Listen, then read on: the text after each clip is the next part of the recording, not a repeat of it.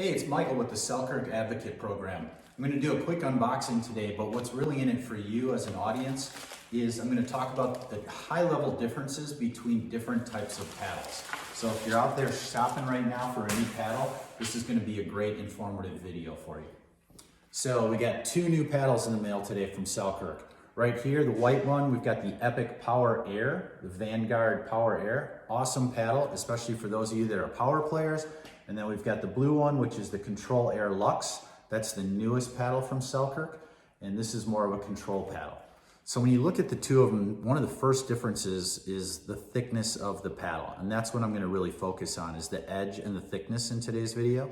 So this paddle here, the Power Air, a lot thinner, and what that means, when the ball makes contact with the paddle, it's going to spring off of the paddle a lot quicker. It doesn't get absorbed. The energy is deflected or reflected off of the paddle, allowing you to get a lot more power on the ball. Now, it's got a pretty textured surface, so that also helps with getting some control and spin, but I would really recommend this paddle if you're more of a power player or trying to get more power in your game. The blue paddle, quite a bit thicker, almost probably 50% thicker than the other paddle. And what that does is when the ball hits this paddle absorbs a little bit more of that energy because the ball will sit on the paddle for a little bit longer, allowing you to get more control, more spin, and really take advantage of that texture that's on this paddle so you can really work on forcing and placing your shots to different areas.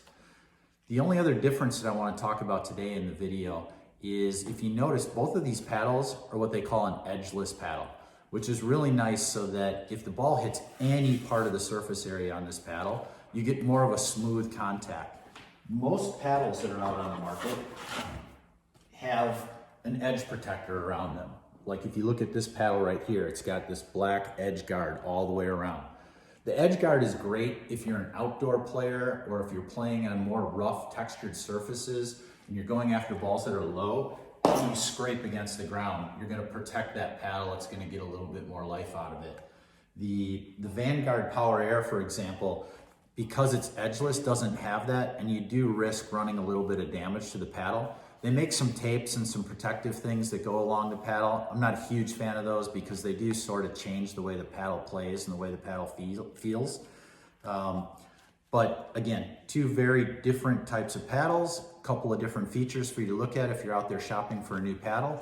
I highly recommend Selkirk. And if you're out there shopping and you hit up our website, take a look at my advocate code and it gets you a great discount on future purchases. Thanks again, and I hope you found this informative.